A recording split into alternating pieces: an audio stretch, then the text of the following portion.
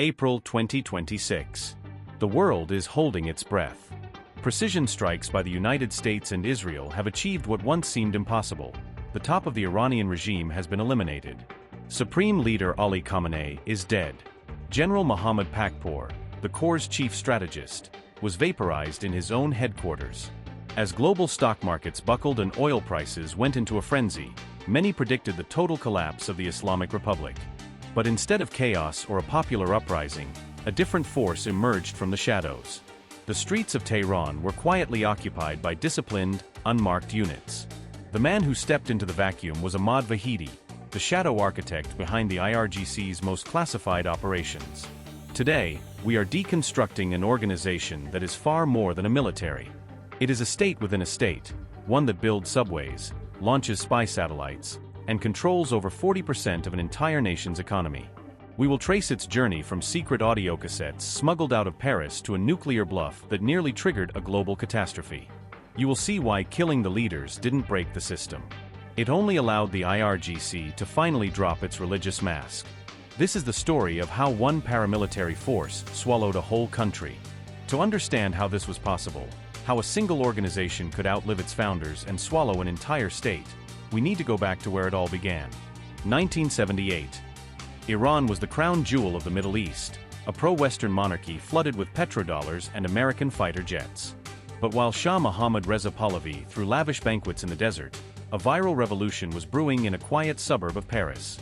From exile, Ruhollah Khomeini used the most basic technology of the time, audio cassettes, to bypass state censorship. His voice, promising justice and an end to dictatorship, was duplicated in thousands of basements across Iran. By January 1979, Shah Mohammad Reza Pahlavi had left the country forever, and Ruhollah Khomeini returned to a nation in turmoil. He immediately shattered all political protocols, setting up his headquarters in a school building and issuing a chilling ultimatum. "I will appoint the government myself. I will punch this regime in the face." On May 5, 1979, the Islamic Revolutionary Guard Corps, the IRGC, was officially born. Khomeini fundamentally distrusted the regular army, fearing a pro-Western coup. He needed a private, ideological force. The recruitment was surgical. They bypassed professionals and drafted young radicals from the poorest urban slums. Each was tested for absolute spiritual devotion, creating a force that answered not to a constitution, but personally to the supreme leader. The IRGC's identity was forged in fire and radicalism. In November 1979, radical students led by future IRGC commanders stormed the U.S. Embassy in Tehran, holding 52 hostages for 444 days. This wasn't just a diplomatic crisis. It was the Corps' baptism. It turned the United States into the Great Satan, a permanent external enemy used to justify every internal purge that followed. Then came 1980. Saddam Hussein, seeing a neighbor in chaos, launched a full-scale invasion. He expected a blitzkrieg. He got a nightmare. Lacking heavy armor, the IRGC introduced the world to human wave tactics. Tens of thousands of volunteers were sent to clear minefields with their own bodies. By the time the war ended in 1988, 1 million people were dead. But the IRGC had emerged as the only force capable of ensuring the regime's survival. Ruhollah Khomeini realized that for the revolution to survive, it had to be exported. For this purpose, the IRGC created its most secretive arm, the Quds Force. Their methodology was revolutionary. Instead of direct invasion, they built franchise armies. Today, the Quds Force manages what they call the axis of resistance. Hezbollah in Lebanon, the gold standard of proxies. Founded in 1982, it is now the most powerful non-state military on earth. Al-Shabi in Iraq, a massive network of Shia militias that effectively annexed the Iraqi security apparatus after the 2003 U.S. invasion.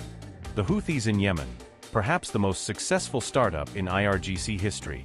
A band of rebels transformed into a force capable of disrupting a significant share of Red Sea shipping, which carries roughly 15% of global trade.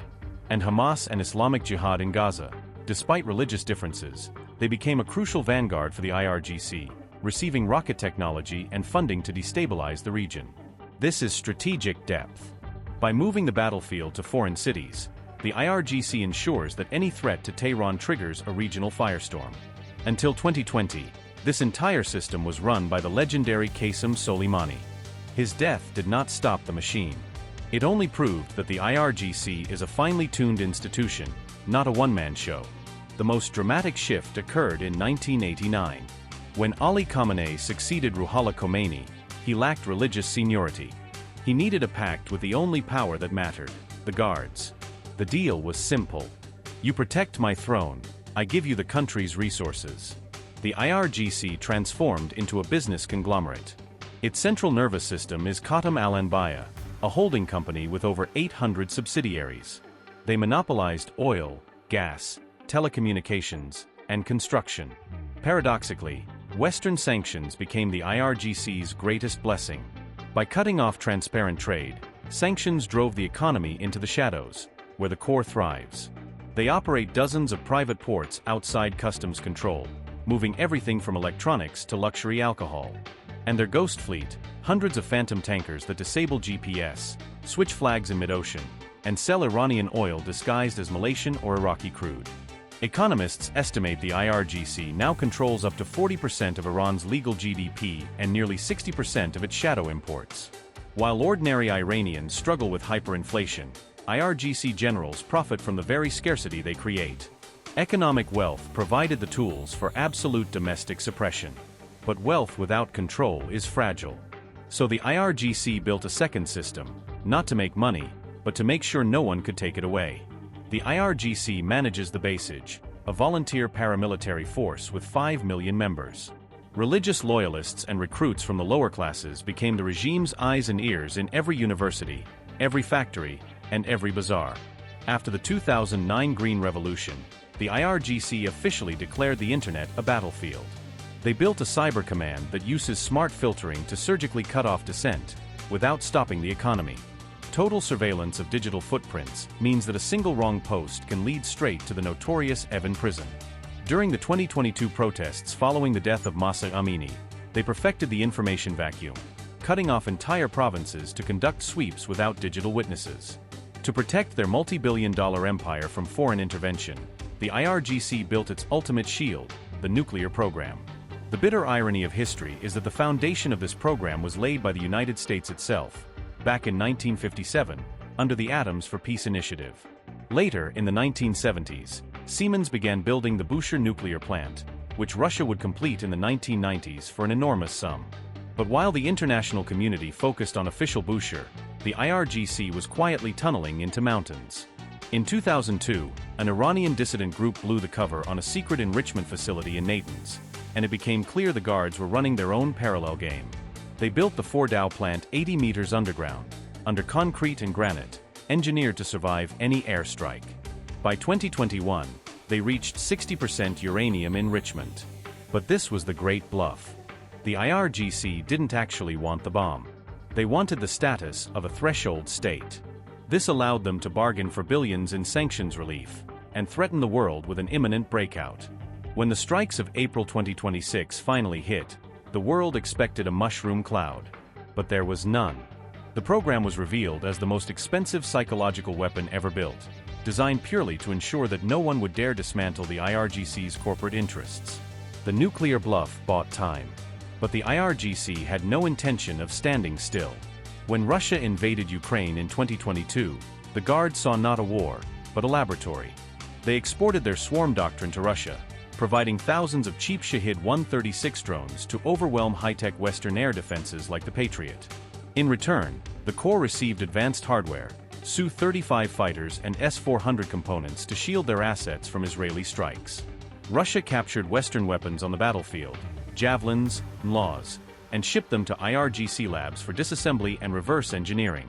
Today, IRGC engineers work inside Russia's Alabuga Special Economic Zone, scaling drone production to an industrial level. For the Guards, Ukraine is not a tragedy. It is a tool to break American dominance and secure a nuclear-armed ally with a UN veto.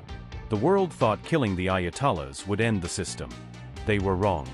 Within 24 hours of Ali Khamenei's death in April 2026, Ahmad Vahidi and the IRGC High Command took complete control. They allowed the clergy to elect Mojtaba Khamenei as a symbolic figurehead. But the reality is clear: the era of the men of God is over. The turbans have been replaced by peaked caps.